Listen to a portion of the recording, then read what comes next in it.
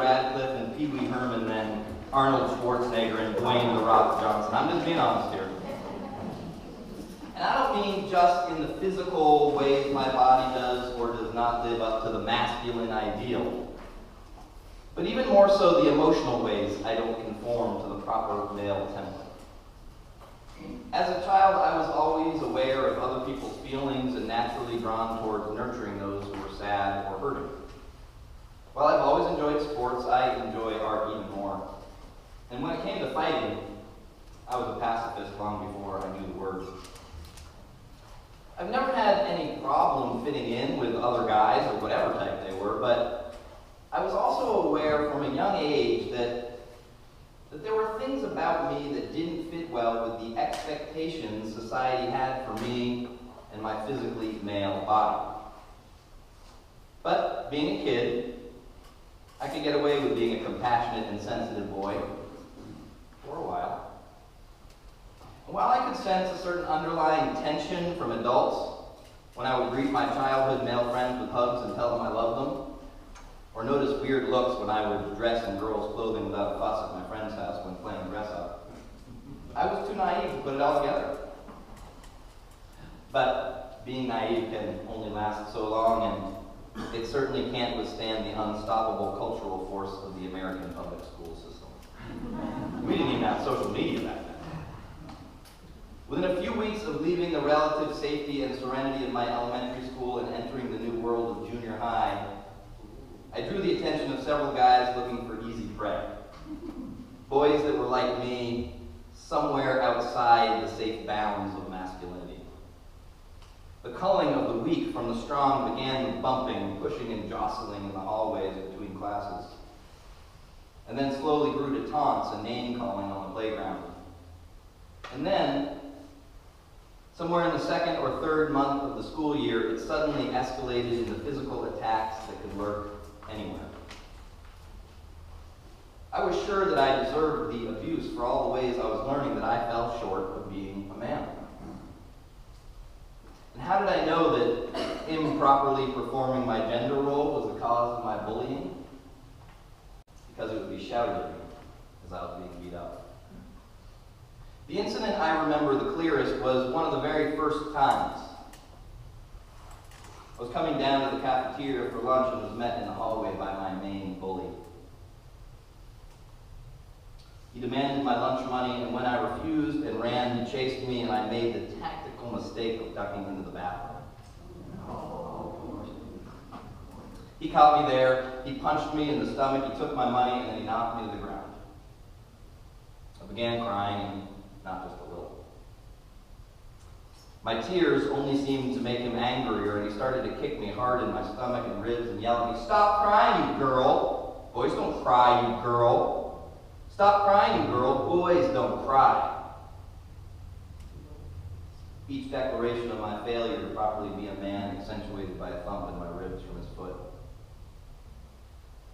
When he was finally done and left, I remained on the ground crying, not sure what to do.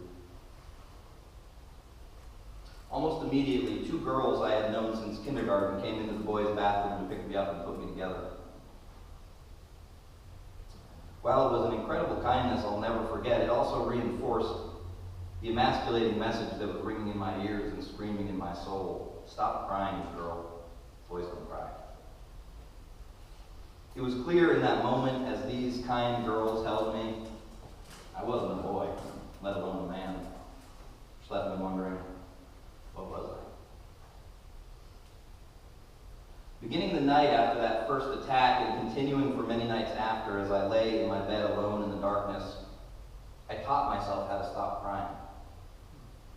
And this wasn't an intellectual pursuit, but rather a physical and emotional one. I dropped deep into my own body, into my core, into the center of my soul, where inner feelings become outward emotions and hidden sadness bursts into public tears.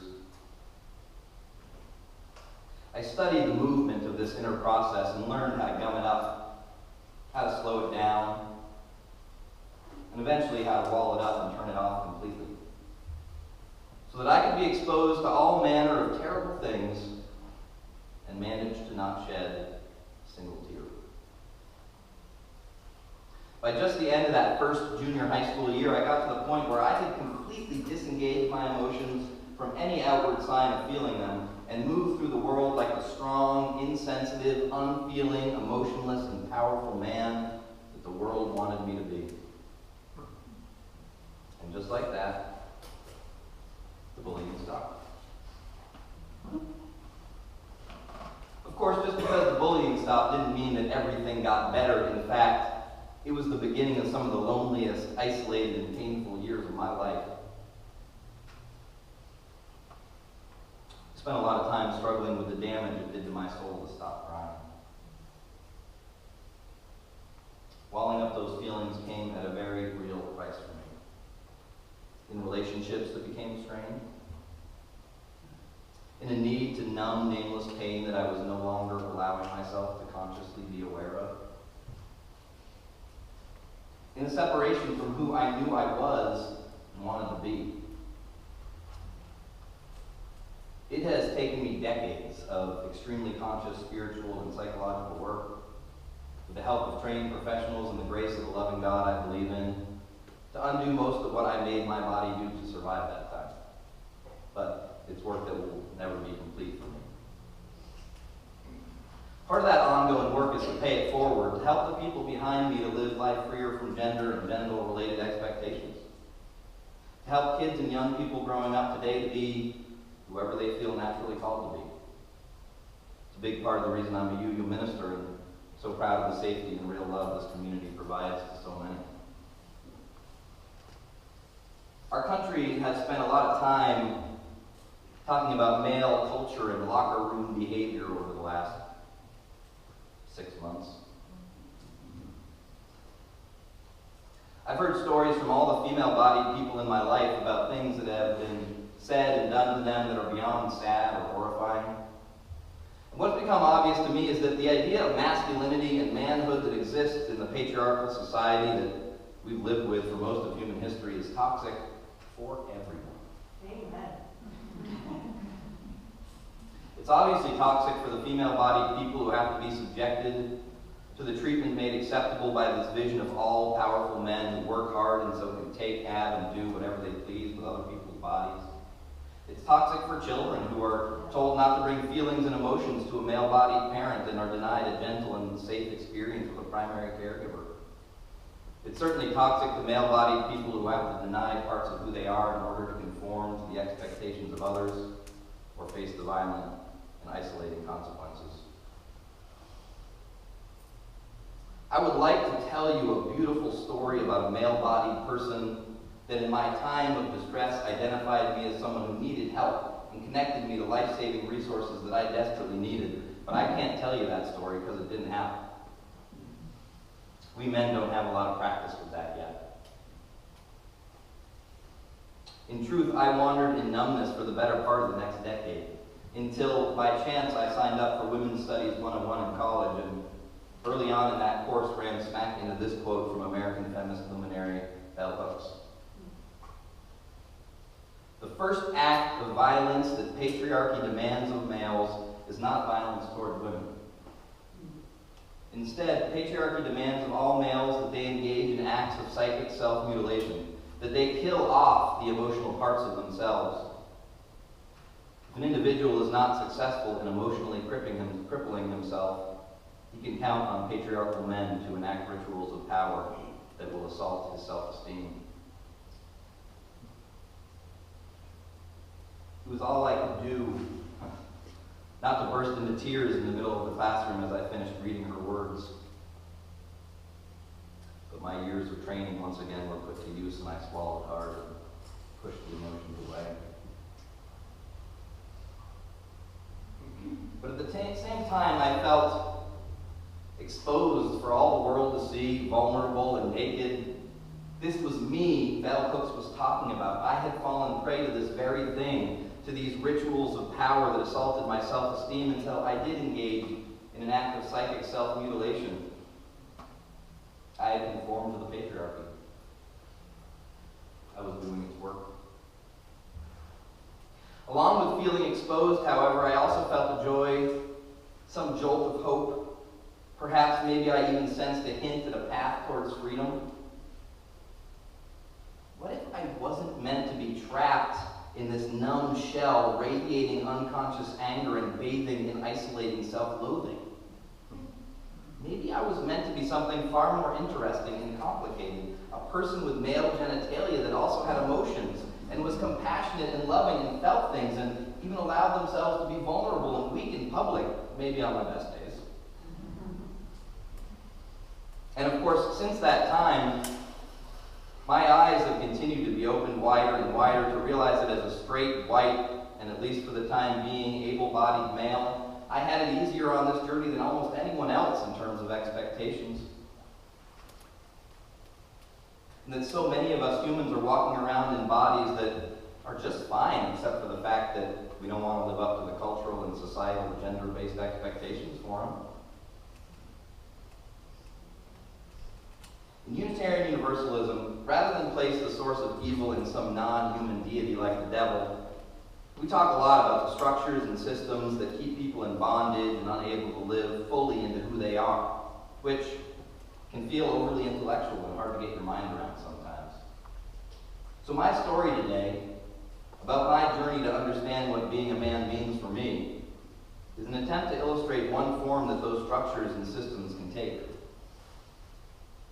When I used to hear people say that they kept us in place, or that something was done by the man, I thought perhaps there really were people whose job it was to make bad things happen. But the truth is much more insidious. There isn't a person who holds an official role in perpetuating all that goes into the patriarchy. Rather, in small to major ways, it lives in unexamined parts of all of us. Every single one of us. So truly, the path of defeat for the patriarchy also lies within each of us.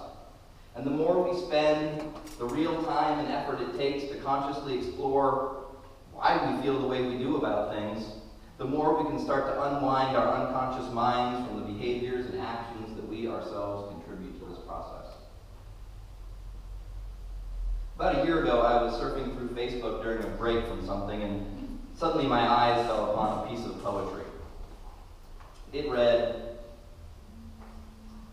"You ever feel like you've cried for minutes, for hours, for days, mother, for weeks, for months, for years, yet no tears have ever been shed?" Enough said. Now, I'm not particularly a poetry person, and this one would not have normally caused me to pause, but the author of this particular piece of poetry was not just anybody.